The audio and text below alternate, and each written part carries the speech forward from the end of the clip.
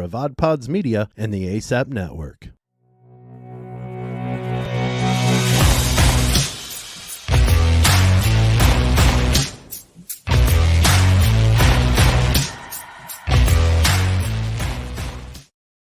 Good morning and welcome to Big Talk. Woo! I tell you what, that theme music, that new theme music, really gets it going and get your blood pumping in the morning. And I'm Sam Sprunger, and if you're watching, oh my goodness, who is this? Who is this guy? Who's this guy? Tony's back for at least today, anyways, right? At least today, yeah, for sure. How you been, bud? I've been good. I got a new Jeep. I have a 2023 Jeep Gladiator truck now, so it's been fun. I started the new job. That's why I unfortunately haven't been on in the mornings as much anymore because of doing that. I'm traveling a whole lot more, so I've been getting to see all different parts of the country. I know I texted you and Dalton about it a couple weeks ago. Yeah. For anybody that's watching and listening, the amount of Michigan State fans I saw out in Los Angeles, California blows my mind to this day still. I saw like 3 in the span of like 15 minutes. I'm like, I'm on a beach in LA. Where are all these Michigan State fans coming from right now? Well, we're happy to have you in. I'm not used to this because the past few weeks, one day a week at least, if not a couple of those weeks, all week, all by myself. It got kind of lonely. I pulled out I was being called Han Solo because I was by myself.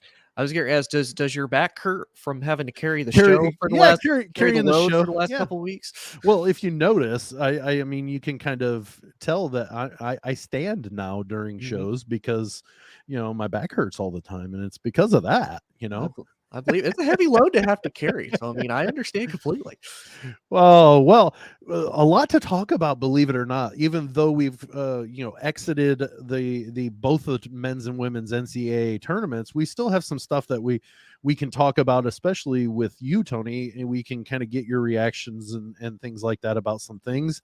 But then we have a couple of other topics that we can pick up and carry forward that you and I had talked about, like if there was a chance you could get on, we could cover that. And it has to do with one of the participants in the men's national championship game, and it's probably not the one somebody's thinking about if they're trying to guess. It's probably not that. But the men's and women's tournaments just wrapped up this week, Sunday and Monday of this week, with LSU putting a pretty good convincing game against Iowa and beating them. I think it was by 16 in a final score. But then you have the men's, UConn absolutely running through this tournament. Doesn't matter who they played in the aspect of seedings or anything. They won every game by double digits. And I want to say that it's one of the first times in a really long time, if not the first time, a champion has done that.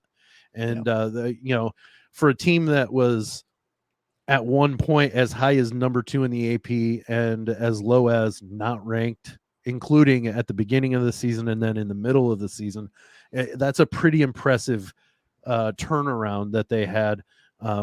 They actually had 2 complete turnarounds, basically, from the beginning of the season to up to number 2, and then back up from the dregs of the unranked, I guess, is if you want to say it. But let's start with the men. How did your bracket look, Tony? Oh, it was busted like after the first night. The minute that Princeton won, I was like, okay, Princeton won. Virginia lost. Then Purdue lost. And I was like, oh my God, like my bracket.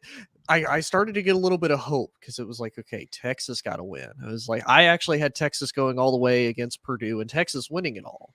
And it was like, okay, Texas got there, then they got beat by Miami. I was like, oh my gosh. I was like, my bracket was destroyed like literally within the first night. I was like, there's no hope. And it just kept getting worse as the tournament progressed. Well, and that's just it. I made the comment last Friday that there were ESPN published that there were 6 perfect Final Fours. And I said, one of 2 scenarios happened. That's either A, which I'm positive of, that's not a one bracket person that got that Final Four, unless it was that person that pays no attention to basketball and just picks for some reason either colors, mascots, or I've heard of them, so or I really dislike and got that, Yeah. or a coin flip. I had a buddy that actually had San Diego State and Florida Atlantic in the Final Four because of a coin flip bracket. Wow. So, my bracket was I had Purdue winning the national championship, so Mhm. I had them.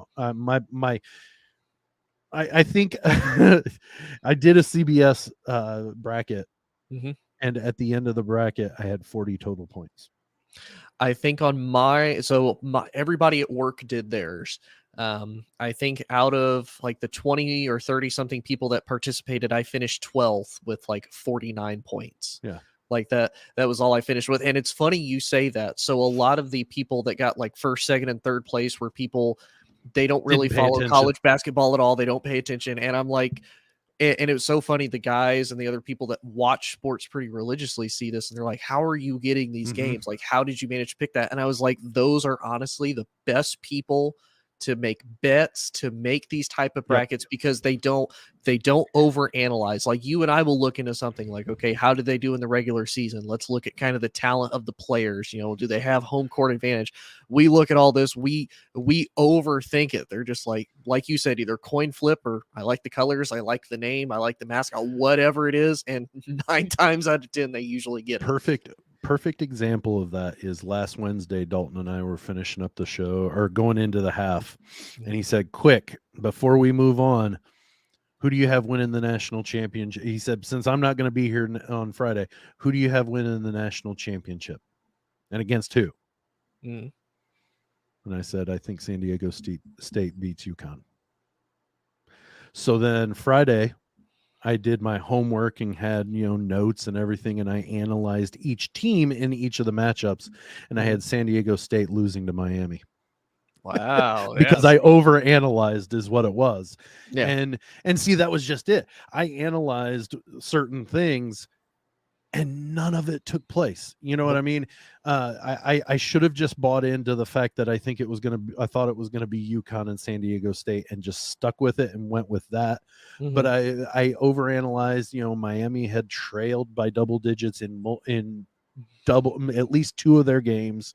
They were able to work their way back in, come back and take the games. And UConn had not had a test. An opponent like that. Yeah. They had not had a test where they were up by double digits, but then Law, came back, and I thought that was the perfect storm, pun intended, for the Hurricanes to come back and beat UConn. And it was just not at all. Now I will give Dalton credit after he said he in his original bracket, he did have UConn get into the Final Four. But then once we talked about, once the Final Four was set and we did the snap judgment, he did say UConn. But he would still say that this was a tournament unlike any other that we've seen in our life. And, it was. We had a 16, a 15, both win in the first round. That's unheard of. The 15 got to the Sweet 16 the third straight year a 15 seed gets to the Sweet 16, like Furman beating Virginia. I mean, those were just things. And I believe that was a 4, a 3, and a 14, wasn't it? I think so, yeah. And plus, I mean, what was it? This is the first time since like 1979 or something like that that a neither a number 1 or a number 2 seed were even in. I think the Elite 8, wasn't it? Yeah, there were no ones in the Elite 8. No ones played for a Final Four trip. Yeah. And it was the first time ever since the 1979 or what was it, the 84 or something like that, when they expanded out to 64 teams. Yeah. It's the first time a 1, 2, or 3 did not make the Final Four. Which is crazy. Which is, it's absolutely, and which brings, and I know we're kind of retreading some of the things that we've talked about leading up to today's show, but Tony hasn't gotten a chance to weigh in. Dalton asked me what my thoughts were. I mentioned, if you take the whole entirety of what this tournament looks like, and at that time we were still at the Final Four, but let's take it all from start to finish. How crazy it's been and how crazy it was, and you just mentioned no one seed even made it to the Elite Eight. Yep. They didn't get out of the first round of the second weekend. And he asked me, or I made the comment that while it is embarrassing, this tournament as a whole kind of makes the Purdue loss to FDU a little less monumental, I guess is the best way. Yeah. And it was because a lot, what was it, 27% of all the brackets in ESPN, so 20 million, so 27% had Purdue getting beat at least in the second round. Right. So they just exited a little sooner, and with the craziness of this tournament, par for the course. I mean, Purdue got hit with a perfect storm is what happened. And I was there, and I heard Tobin Anderson give the game plan of, Zach Edey scores 23 points and wins, 22 points and losses. Our goal was to keep him at no more than 23 points. And so we were going to front him, back him, and then collapse on him when he got the ball. And if they hit shots, they hit shots and we lose. Right. And he also made the statement that if we play this game 100 times, this is the only time we win. The other 99 times, they're going to hit enough shots to beat us. And so I think it was a combination. Don't get me wrong. It's an embarrassing loss. No one should be expected to lose to a 16, but it was my position that maybe it's not as monumental as what a lot of people had started calling it at the time that it happened. What are your thoughts?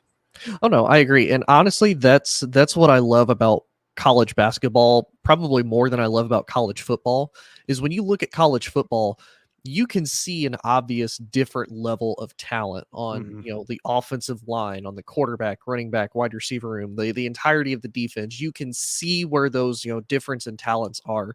To me, on the basketball court, that doesn't always matter, because you look at Purdue. You can game plan for one person.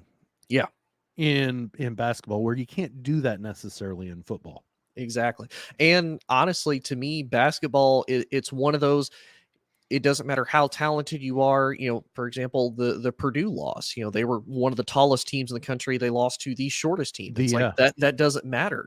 It's all in how you play. Like you said, the scheme and how you are able to manage one person, if you're able to shut them down, or even if you let them cook, as they say, and just shut everybody else down. It's like, okay, well, they can score as many as they want. As long as nobody else can score, we don't really care.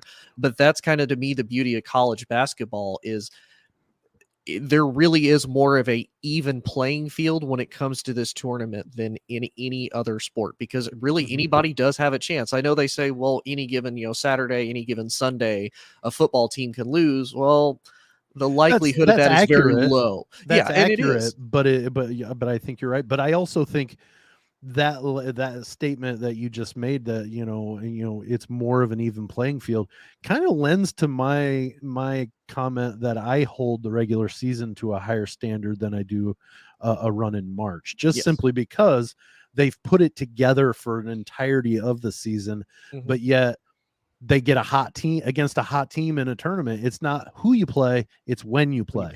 And so when Purdue gets, and don't misconstrue this, I am disappointed at the ending of the season, because I expected more, but at the same time, I'm not damning Purdue, simply because it's when you play them, not who you play. Because if you look at what happened, other than the loss to Merrimack in the conference tournament, FDU rattled off a lot of wins. Yes, they did. And they were playing extremely well. Tobin Anderson took a 4-win team from the year previous to 22 or 23 wins at the time that they got into the tournament. Yeah. So they were hitting their stride a little bit better. They executed their game plan to perfection. He said he stated even we were making sure Edie didn't break off for 38. Yeah. That was our big concern, is don't let him go off completely over his average, and we've got a really good shot of winning this game. And his players executed that game plan almost to perfection. Yeah. And much to your point, to me, like you said, the regular season matters more, because honestly, the biggest part of the regular season, just getting into the tournament. It doesn't matter, like we've seen, it does not matter what seed you are. It doesn't matter when you are. You just got to be playing. You just have to at be the in time it to get a run. Like, look at Michigan State. I know we've talked about it. Michigan State was probably one of the most battle-tested Big Ten teams, aside from Purdue, in the entirety of the Big Ten. And you look at how well they were able to do. They were able to upset Marquette. I'll be honest, in my brackets, I had Michigan State versus Marquette. I did not have them winning against Marquette initially. Marquette. I had Michigan State and Purdue in the Elite Eight. Really? You know what? I asked Tom Izzo after or on the Saturday in between game, first and second round. I asked him about having his less consistent teams coming and making runs in the tournament. And I asked him, because I piggybacked it off of what he had just said on his opening statement of, for something, there's something about March that all of a sudden my guys kick it in, or we kick it into gear. So I asked him if it was that win or lose and go home mentality that kind of takes their inconsistency at the regular season and takes it to a different level. And he even said that we kind of preach that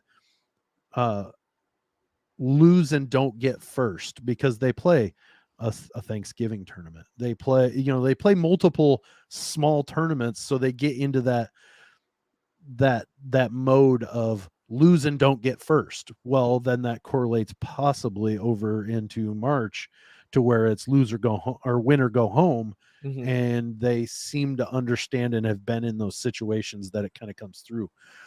But my whole thought on the regular season matter. Yeah, you want to get to the tournament, but when it comes to, and we'll go to the Purdue route, when it comes to March, a lot of times it matters. Your Jimmies and Joes are going to beat rather over they're going to win over longevity a lot. Yeah. To where, Purdue was the more consistent team over the year. But FDU at the time, I'm not saying they had better overall players, but like they were hitting at the right time. Right. Michigan State has the better players. So the higher star rating. Matt Painter takes lower star rated guys and turns them into contenders almost every single year. And so I like the longevity to show that it wasn't just a flash in the pan. Don't get me wrong. Purdue wins the national title, I'm going to be dancing in the streets, probably with my shorts on my head, because it's just that type of day. Right. But my point is I would rather have a more consistent team throughout the year and get upset by somebody. The fact, I'm not saying it's okay. I'm not saying there doesn't need to be something changed with the way Purdue has handled their March record for the runs and records from the last 4 to 5 years. But at the same time, I am damn proud of what Purdue does during the regular season. With what he gets, with what Matt Painter gets. Yeah. And again, it's one of those, like I said, with college basketball, and we've seen it throughout the regular season. Look at the game against Rutgers. It came down to who just happens to have the ball last. Yeah. And we've seen that throughout the tournament. It's like, okay, who had the ball last and who got the last shot off? Look at San Diego State and FAU. Yeah. Like it came down to the fact that San Diego State had the ball last. Yes, literally. That's it. That's all it came down to. All right. So we're par for the course. We're running long in the first quarter. As always. Let's jump to the second quarter. Let's talk a little bit about the women's, wrap up the women's a little bit more tidier than what we did, because we covered what the game looked like, but we kind of got on the whole aspect of what the end game festivities that took place. So let's go to the second quarter. Let's talk a little bit of the women's Final Four. Actually, you know what I want to do is I kind of the Big Ten, and we talked about how the women's game has changed from what it was when I was growing up, when I was younger. I know I made the statement, and I hope that nobody took it the wrong way. But when I was growing up, it looked a lot like a, a middle school to JV style of basketball, to where it was set plays and you go down set picks. It wasn't a motion offense necessarily. It was more of what, like, you can imagine like 1950s high school basketball would be, to where it was very methodical. Get 4 passes in, like on Hoosiers, get 4 passes in before you shoot the ball. And you had 3 teams basically that were winning the national championship, or they were, it just wasn't, the parity wasn't there. This is one heck of a good tournament. I don't know how much you saw of it, but what was your take from what this tournament looked like? Oh no, I agree. And I will say overall, whereas the men's, we had a lot more surprises and upsets, the women, for the most part, just about every team that we had talked about throughout the regular season got to about where we expected. Maybe Except not IU. Yeah, except for IU. Maybe not necessarily as far, but you look at Iowa. Iowa's right there, one of the best teams in the country all season. Ohio State, LSU, South Carolina, all of these teams were there pretty much right towards the end, and it was just, okay, who's going to be better, who gets to go against who. And you even notice that it started to get a lot of attention, even on a lot of the bigger, sports networks. A lot of the bigger sports analysts were talking about it, of how this was definitely more of an entertaining. And you're right. I remember watching some college, women's college basketball a few years ago, and it was like, this is not nearly as entertaining as the men's. Cause like you said, it was a lot of like pick plays. It wasn't a lot of,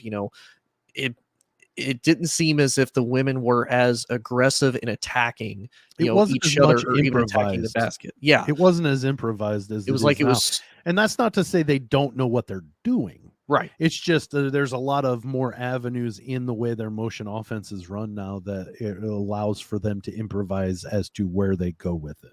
Yeah. Yeah. And I mean, that could be just the overall change of the game, maybe adapting some of the style from, from men's, from the WNBA, from the NBA even. I mean, that could be a lot of it.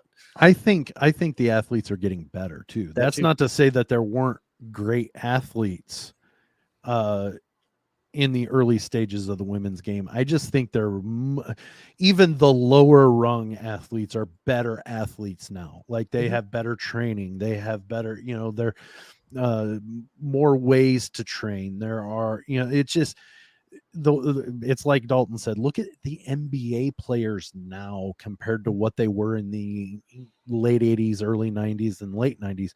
Yeah. They're just a different build than what they are now. Well, and honestly, so the athlete is better. Well, and you look at really any sport, as it continues to evolve, as you have obviously great players now coming back into more coaching roles, into offensive coordinators, into athletic trainers. Like, you're going to have more of those, and they're even going to mention it, like, hey, when I was playing, this is what I would do, or if I was in your shoes, this is what I would try. This is the different kind of things that I would offer as mentor advice. So I think that's a lot of it, because again, we look at women's basketball, how much it's evolved. Look at all of the teams now spread out, where it's like in the men's, it's always, you kind of have a favorite, but those favorites kind of change week to week. Women's, it's much more consistent, and the teams are good. Yeah. Well, and the comment was made, and I'm pretty positive it was me. You still have your kind of dynastic type of teams, like the South Carolina that had, 40 plus, probably 50 plus wins in a row before they got beat in the Final Four. Yeah. You have UConn that won 100 plus games straight before finally losing. You had Baylor in that string that had an undefeated season. This is all in my memory. I wasn't alive for the last men's team to go undefeated. Yeah. So and now there have been opportunities, but it just hasn't happened. Yeah. And that, to me, that shows that the women's game is still a little bit behind, but it is catching up very quickly. Yes. And the Big Ten, such a historic year. I mean, I didn't even look up the actual number, but we know, Dalton and I, just off the top of our head, we know of 3 Big Ten teams to ever make the final game. Mm-hmm. And it may be 4. I think maybe Ohio State did once back in the 90s, but I think so. not my point. Mm-hmm. The fact is that out of 14 teams, only maybe 4 have made the final game, but it's getting more competitive. Look at what they did this year. IU won the Big Ten for the first time in 42 years, I think. Mm-hmm. And they got a 1 seed, first time ever. You have Iowa making it to the final game. Mm-hmm. With an absolutely transcendent player. Don't get me wrong, but the fact remains is they got to the finals. Ohio State was in the Elite 8. Maryland was in the Elite 8. Or not Purdue. The Big Ten could have had 3 Final Four teams. Yeah. That is unheard of in the women's game. So the women's Big Ten is making historic leaps as well, along with the game as a whole. And I think that's a pretty exciting premise to sit on going into next year, especially knowing that Ohio State's got Cody McMahon coming back. She was phenomenal this year. Mm-hmm. Iowa's got Caitlin Clark at least for 1 more year. If not, if she wants, she could stay 2 more years. Yeah. I think she might. I would almost venture to say she might make more money being at Iowa for those 2 years than if she were to go to the WNBA after this next season. Even. Oh, I think so, especially with the NIL. And I mean, you think that's what I'm getting at. You look at everything she's done for Iowa. I mean, took them to their first ever Final Four, and then took them to their first ever conference championship game in historic fashion in that tournament too. Yeah. It was historic. She holds the record for most points in a Final Four game, a women's Final Four game. Well, and in NCAA, so including men's and women's, is the only player to score 40 points and a triple-double in the NCAA in a tournament ever. Well, and then you've got the thing I had seen. You sent it to, you sent it also in our text chain. Caitlin Clark scored 5 more points in the tournament than Iowa's football team did all year. Yeah. She's more potent than all of Iowa's offense. She's more potent than 11 grown men moving a football. So, there's a lot of good things that are happening in the women's game that makes me really excited about what next year's going to bring. The Big Ten's going to be very competitive yet again, because you're going to have Purdue, who is going to be better than they were this year, and they weren't half bad last year. Yeah, same with Michigan State. I mean, Michigan State should be better next year.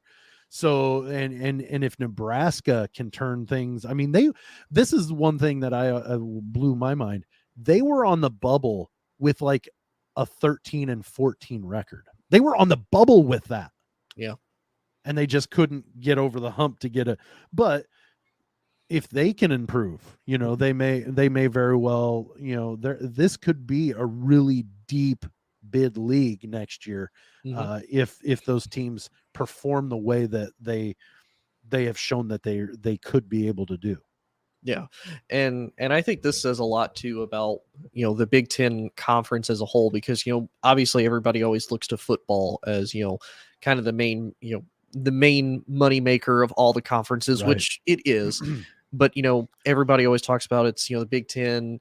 The Big Ten is like second to the SEC, but you look at all the other sports in which the Big Ten competes in, men's basketball, women's basketball, hockey, all of soccer, baseball. Like the Big Ten is one of the premier conferences, and we saw it on display all year. Like you said, we could have potentially had 3 Big Ten teams in the Final Four, and it's not one of those on the women's side. Let's be specific on the women's side. Sorry, on the women's side.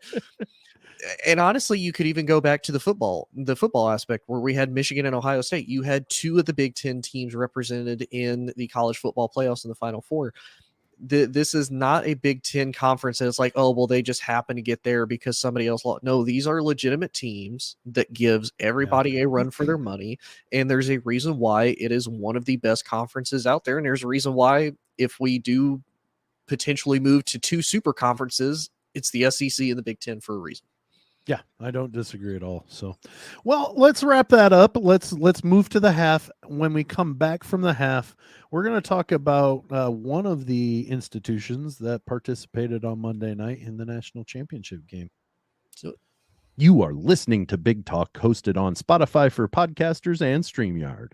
Hey man, it's me, Kevin Smith. Everybody knows at the root of any good relationship, any relationship worth anything, is the only thing that matters between two people. And I'm talking about television. That's right. That's why you should listen to Married with Television, man, which is a podcast by my friends Shannon and Jamie, I call her cat ears, about movies and TV that they have loved for decades, man. You listen at marriedwithtv.com or anywhere you get your podcasts. They are proud members of the Odd Pods Media Network, man. Married with Television. Hey, this is Grab and Brisket Podcast. Join us every Monday where we talk about the latest trends in barbecue, interviews with world top pitmasters, celebrity cooks, ooh, like Wee Man from Jackass, and musicians. Like Rich O'Toole. So check us out. We do beer reviews, barbecue fails. So many fires. Dude, a lot of people just burn their houses down for no reason. We also talk about cocaine hippos versus meth gators, Learn how to make some tailgate gravy. altercations with Texas Rangers. People throwing Reese's peanut butter cups. Yeah, so check out grabthebrisket.com for podcast info, viral social media posts, and so much more. You know, one thing they didn't mention in Grab 'em in the Brisket was cocaine bears. No cocaine bears, huh? So we moved to the third quarter, and Tony, this was a topic that you kind of brought up in the text chain between us three, and I thought this was a really good conversation to have because San Diego State made it to the NCAA tournament championship game. The first time a Mountain West team had ever made it to the Final Four. They get to the final game with 5 minutes to go. They were down by 5, so they were. It ended up being 16 at the end, but it was a competitive game up to that point. Before the final media timeout, it was still in doubt whether or not UConn was going to hold on. And I thought for a quick minute that maybe this was going to be their test, UConn's test. And I think up to that 5 minutes left or so, it kind of was. Mm-hmm. And because at that point during the game, all the rest of their other games, UConn had some distance. They were kind of putting it into cruise control to finish off. They had to put it into a higher gear to get it there. But the Aztecs, next July, USC and UCLA join the Big Ten. We know this already. That's hence the reason why we are now Big Talk rather than Big Ten +4. But the talk is that maybe the Pac whatever 10, 8, 10, 12, 44, whatever number they want to end up at, that San Diego State is kind of going to be their first school that they look to add to kind of help fill the void. At the very least, it's going to get the Pac conference into Southern California some more. Yeah. I have two things to say about this. First off, this is not a knock on San Diego State, but if you're looking to make San Diego State the replacement for two of those blue bloods that they've got that are leaving, I think that conference is in trouble. Yep. And two, it would not necessarily be a bad idea for the Big Ten to go courting them, because San Diego State isn't horrible at football. They've had really good seasons in football. Their basketball team, while this is the first time they made it to the Final Four, have been competitive for quite a long time because Steve Fisher went there after he left Michigan and built it into a program, a very respectable program, and a very successful program if you look at overall record from the time he entered in at San Diego State up until this year. That team is, I mean, their best shot to win. I mean, they were I think number 2 in the country and were a shoe-in for a number 1 seed during the COVID year. Mm-hmm. When the tournament got shut down and they got kind of robbed from that opportunity, at least. Yeah. Now, nothing's a given, obviously, but a lot of people thought them, Dayton, those were going to be the teams that really had an opportunity to upset the apple cart, so to speak. But what are your thoughts? I honestly think those two thoughts. If that's where the Pac conference is looking to replace, they've got bigger issues. But at the same time, it would be a nice added piece, because I think you are dead on. I think I think there's going to be two super conferences eventually. Mm-hmm. I really do think it'll be the Big Ten, the SEC. Of all of college sports, when it comes to football and basketball, those will be the conferences that stand for a while. Yeah. Mm-hmm. What are your thoughts on that? Yeah, I agree. I was thinking about this the other day.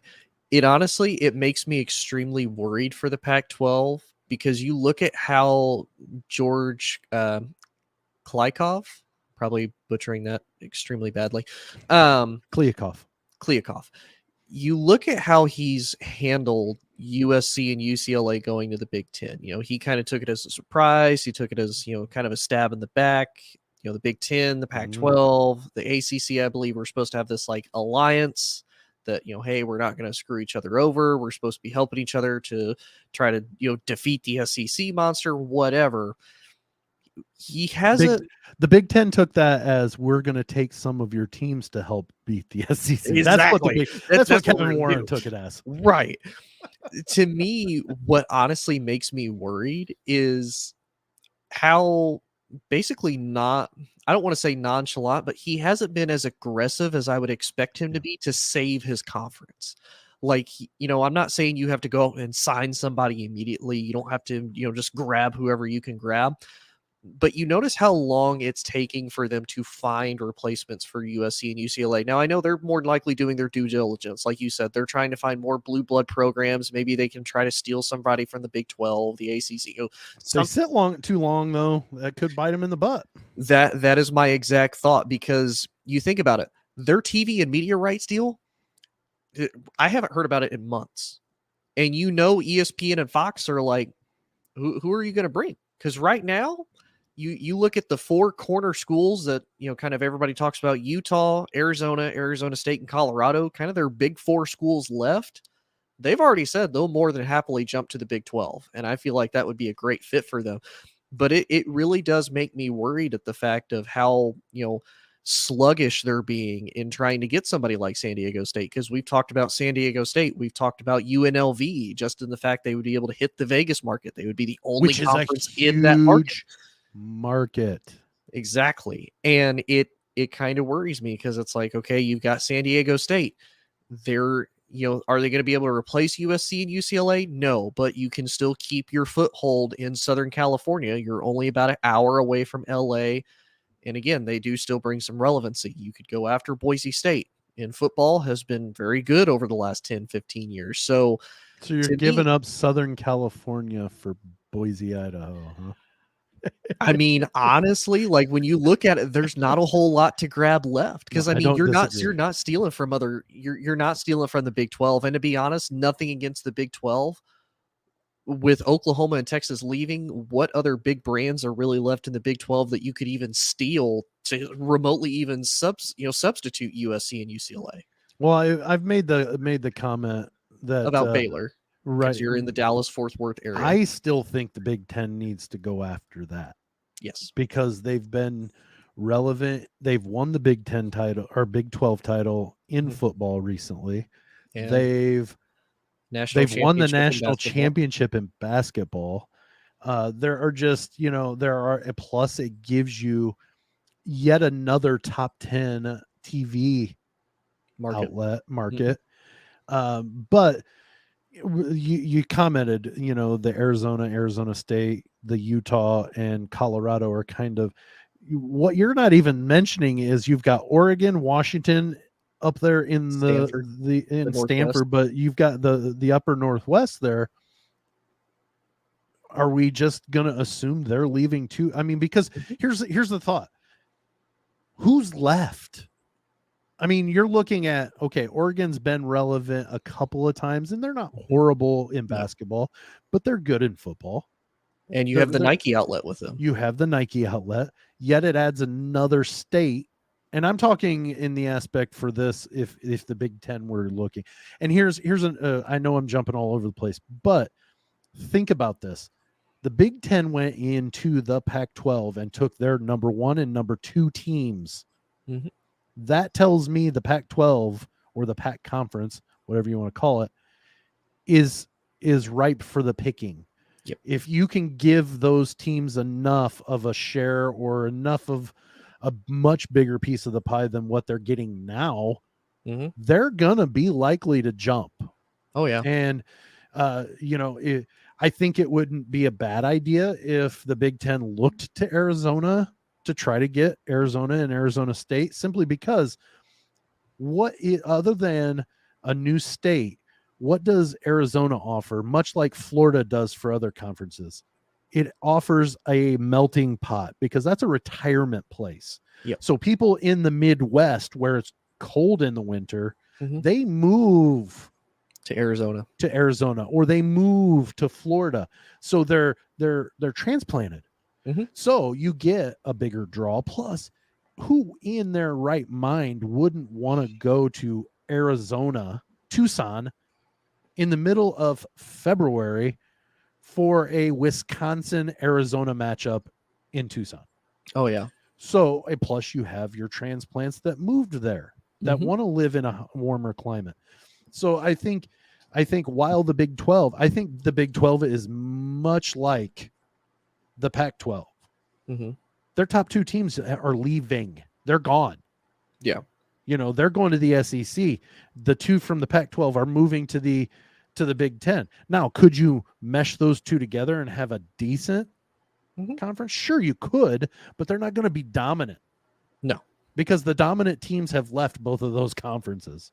Yeah. Now, I will say it's funny that we talk about this, because honestly, you look at really Oklahoma, Texas, USC, and UCLA, at least football side, none of them have really been dominant. None of them have really won none of them have won their conference in the last 5 years? At least.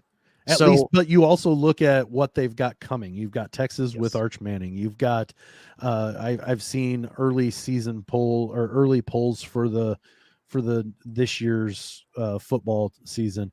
USC's pretty high up there. Yes. So they're on their upswing. Now, granted, Caleb Williams won't be here next year when USC moves to the Big Ten. But if they're competing, or if they're, and last year, Tony, USC had to lose in the Pac-12 title game, or they would have been in the Final Four. Yeah.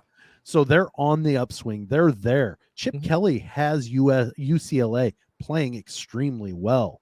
Yeah. He's turned that program around to where they're at least going to be competitive, and very well easily could be in the championship game next year in their final year in the Pac-12. Yeah. And I will say for Oklahoma, they still have General Booty, who is one of my favorite quarterbacks just because of his name. Doesn't matter if he sees the field at all. He's my favorite quarterback. True. Just because of his name. True. So it's going to be interesting. And yet we have yet to mention Notre Dame.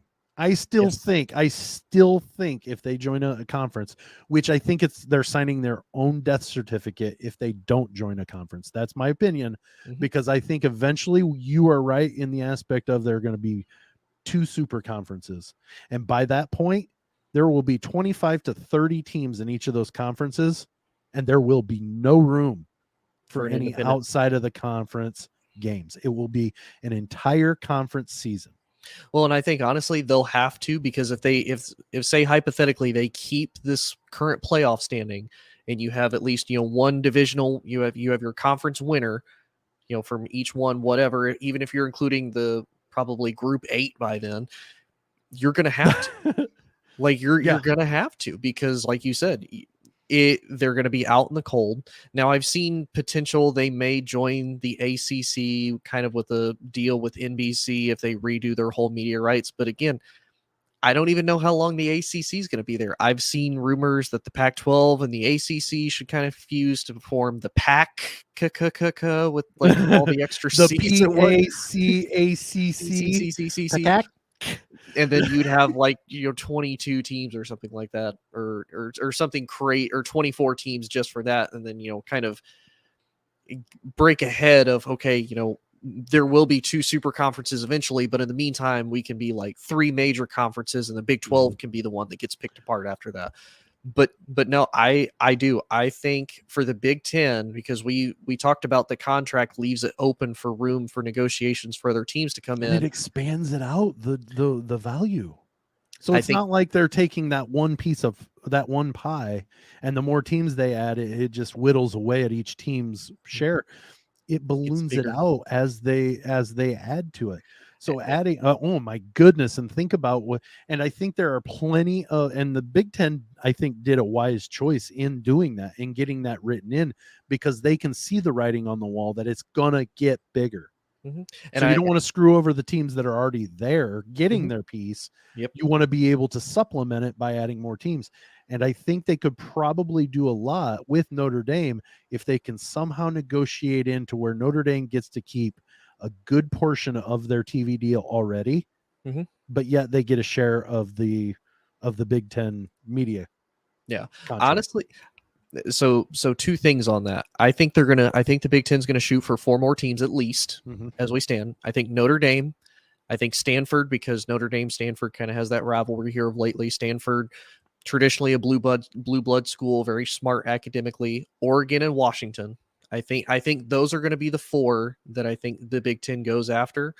And honestly, I don't see why now, because this was kind of my whole thought when Notre Dame went to the ACC instead of coming to the Big Ten, because like you said, what more than likely what happened is the Big Ten said, no, we don't want you just for basketball. You need to include everything. It's like, well, kind of keep your foot in the door, let them join for basketball. And then, kind of, you'll be able to make some wiggle room for other sports. I would honestly say, let them go to Notre Dame, like you said, and say, hey, keep your deal with NBC, but join the Big Ten. We'll keep you on the night games for 70-80% of their schedule. We'll have a couple where in primetime games we may move you up, but for the most part, you keep your night games on NBC. You'll be the big premier package for Saturday Night Football, and then you still get a piece of the Big Ten portion pie. I would foresee back when the Big Ten tried to force Notre Dame's hand, Notre Dame still had, in Seinfeld parlance, they still had hand. They're losing hand very quickly as these conferences keep growing. Yep. As the SEC balloons out with Oklahoma and Texas, as the Big Ten balloons out with USC and UCLA, their potential to say, well, we're Notre Dame, it's not going to matter soon. It's not going to matter. First off, they haven't been extremely relevant. They've been competitive, but they haven't been extremely relevant in a very long time. So that I think that eventually the Big Ten would probably get them if they were to throw that out and say, you can keep your TV deal until it runs out. That's your parting gift from being independent. You still get that. You're going to be part of the Big Ten. You'll get the Big Ten share. And then by the time your TV deal runs out, Big Ten's going to be ready to re-up another deal. You're going to be a driving force in that because of the history and the blue bloodness of the program and the historic value. Can you imagine Notre Dame going to the Rose Bowl to play USC for a right to go to the Big Ten championship game? Oh, you couldn't pick in the middle of November. Rivalry. Yeah, you couldn't pick a better, more historic rivalry than that. Well, I'm talking UCLA going to USC and them are, they could make it a 2-week straight swing to where either UCLA and USC both come into South Bend to play it, or they just stay on the West Coast and play both of those games back-to-back weeks. Can you imagine the pull that's going to have? Oh, ridiculous. And here's the other thing I think too Notre Dame is going to have to realize, and they're going to have to see the writing on the wall. I don't know if you've seen, but Florida State has made a lot of rumblings. They kind of made a lot of rumblings at first. They are not happy with being in the ACC, and they're not happy with the fact they have 13 more years on that TV deal. Yeah. They want to leave the ACC. It's absurd the amount of years left. And it's absurd on top of that, the buyout for a school to go and leave the conference. But good on the conference to ensure that they're either A, going to get a payday from a team leaving, or B, they keep all their teams. Yeah. Good on them for that, because the schools still have to approve all that. Yes. It's not just they're at the will of the schools, still have to approve that. Well, Mhm. it's how long? Yeah. Okay. Mhm. Okay. And it's Well, how it's a much to buy us guarantee. out. Yeah. Yeah. And it's And, how much to buy out? and I think Notre Over Dame a needs quarter to, billion dollars? yeah. And I think Notre Dame has to realize that, at least for the moment, 13 years, because that we'll kind of have an idea by then if the Big 12 is still going to be around, if the Pac 12 is still going to be around or not. The ACC is going to be kind of the last stronghold unless somebody comes up with a $250 million just I out can of their tell you butt. right now, if the Big Ten's media deal pays off, the Big Ten would be willing to pay that for a Clemson or a Florida State. Oh, that's what I was getting ready to say. Like you mentioned with Baylor and Texas, Yeah. I could easily see the Big Ten saying, "Hey, we'll buy you out to have a Florida team, to have a Yeah. Florida presence. We'll do it with Baylor to have that." Texas. And oh, hey, by the way, we're getting Arizona too. Yeah. I mean, they could get a bigger stronghold on being the premier conference, eventually, down the road after things solidify, if they were able to do that.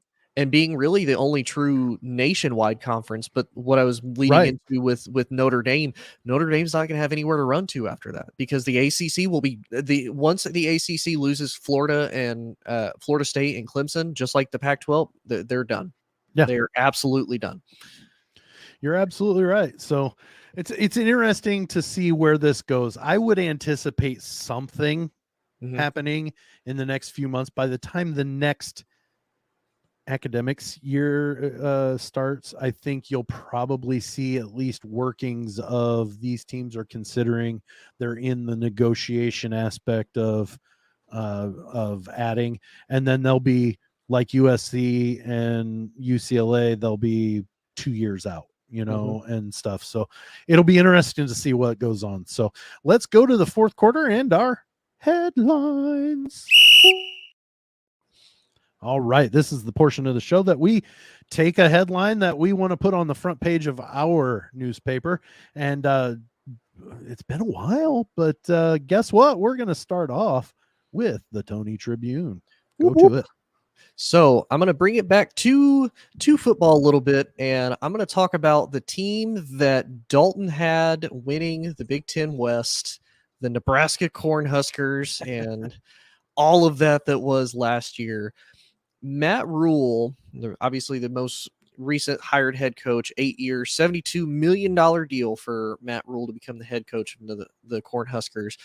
He made a statement talking about how the team has rapidly improved just 3 weeks into their spring practice so far. And I wanted to kind of look at their schedule, kind of see who they have to face. They face, obviously they face the Big Ten. I think they have a very, good shot at potentially winning the West this upcoming season.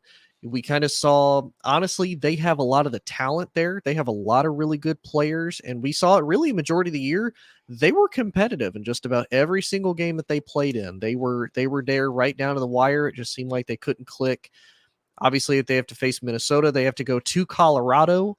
I think Colorado's a win because, Deion Sanders will kind of be trying to get his feet wet a little bit in, a true Power 5 conference. They face Northern Illinois. That should be a win. Louisiana Tech, that should be a win. Now, their first true tough test, they face Michigan, but they face them in Lincoln. Then they go to Illinois. They host Northwestern this time instead of having to go across the pond, as they say. Then they host Purdue. Then they go to Michigan State. They host Maryland. Then they have to go to Wisconsin, and then they host Iowa to finish out the season again.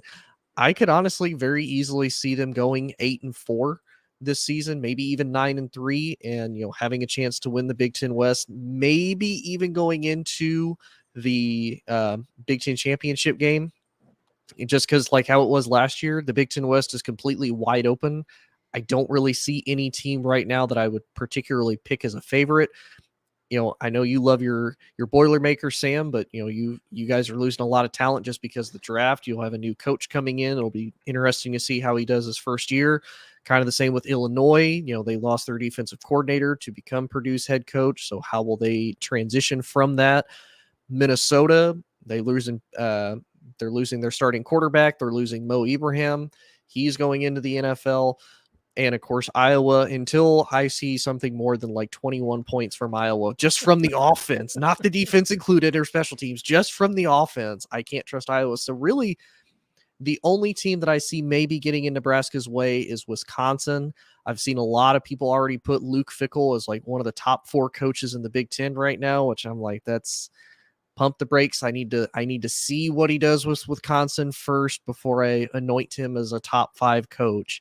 But I could very easily see the Cornhuskers doing extremely well next year, even being in the Big Ten championship. I honestly wouldn't hold my breath or be shocked even if Iowa is the competitor that Nebraska that you think, because they have a legitimate quarterback now. Yes. Now, that's not to say that and their offensive coordinator, who in my mind should have been fired 2 years ago. relatively well, at the very least in the middle of last year, he's now got stipulations Yes. on his contract. He took a pay cut, and then he also has other benchmarks he's got to hit.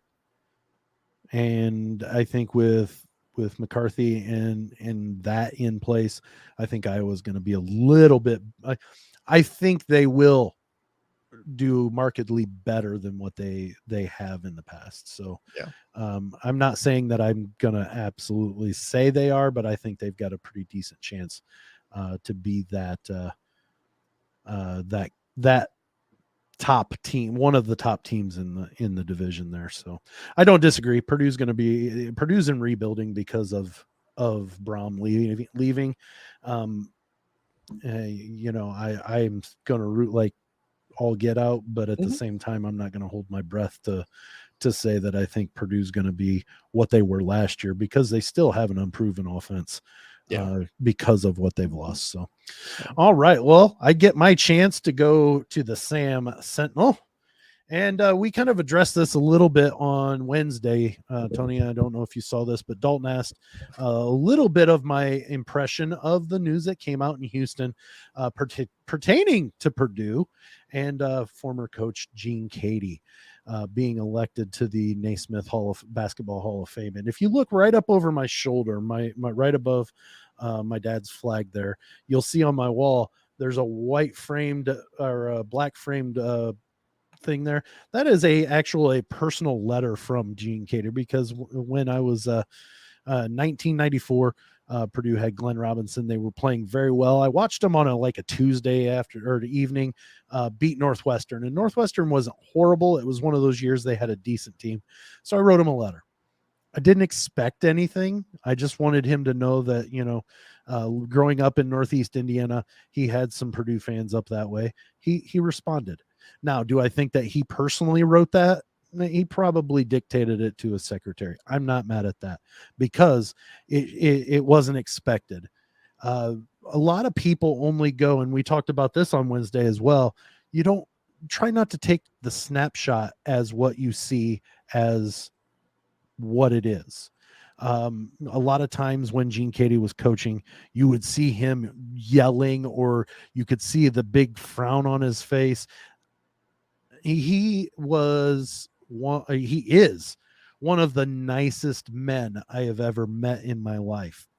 I went to his basketball camp between my 7th and 8th grade year, and then my 8th and 9th grade year as well. And it was overnight. It was a week-long program that we, stayed in the dorms. We ate in the cafeteria, and at night, after all the activities for the night, they would allow us to order pizza from Little Caesars, and they would have it delivered into the cafeteria, and we'd all go and hang out and eat pizza, or just go and hang out if we didn't order a pizza. And Gene Cady was always walking around talking to each of the players. If there was a group of 10, he'd sit down. He sat down at our table, asked us, you'd think, oh, hey, how do you like the camp? No, he was asking us personal things. He was asking us, where we were from, what positions we played in basketball. He got to know you as a person as much as he could in that small snapshot of time that he could do it. But every time he had a grin on his face, ear to ear, because I think he absolutely loved at that point, and still does, the job that he was able to do. He got to do that for his living, and he did it such at a high level and a respectable level. Him and Coach Knight, often were looked at as being, rivals, and, Purdue and IU, they hate each other. Those gentlemen had the utmost respect for one another as coaches. They are still friends to this day. Shoot, Coach Knight, when he was still on the outs with IU, the day that IU wanted to honor the 1976 undefeated championship team, he went to West Lafayette to a fundraiser for Coach Katie instead. Like, that's how close that those two were, and then grew together after they left. But this to me was, if anything, I'm saddened at how long it took Coach Katie to be elected. He was, at this time, he is the third most winning coach in Big Ten history in Big Ten wins. So you've got Tom Izzo, Coach Knight, Coach Katie, and Lou Henson, who was right behind Coach Katie, already in. Now, since Lou Henson has passed, but like, what took so long is kind of what my thought is. Now, that's not for me to say I'm not thrilled. I am absolutely thrilled for Coach Katie, and the fact that he's around to still be able to celebrate this monumental event. And I saw actually a recording of him getting the phone call, and he answers it, that typical Gene Katie look of not knowing what he's getting into here. And he's got it on speaker, and he's talking, and all of a sudden, as soon as the gentleman said, "Coach, I'm calling to let you know you got in," you could see just those years of when will it happen just melt away, and you could see that he was so happy.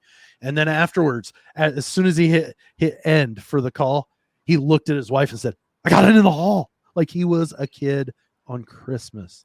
And that to me is absolutely worth its weight in gold, because this man, while an absolute competitor, is one of the nicest people I've ever met. And I'm so thrilled that Coach Katie finally got his just desserts in the aspect of being called to the hall. So I know that was a pretty long, extended Sam Sentinel, but that's okay. So that is our headlines for this Friday. So Tony, do you want to take over your position from where you were, and are you equipped?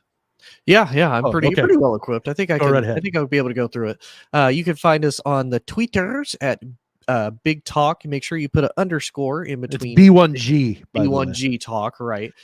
Make sure you put an underscore after B1G Talk. On Facebook, you can find us at Big Talk B1G Talk as well. You don't have to put an underscore. You can just put a space if you need to. You can find us on oddpodsmedia.com. We're still the only sports show on there. Sure are.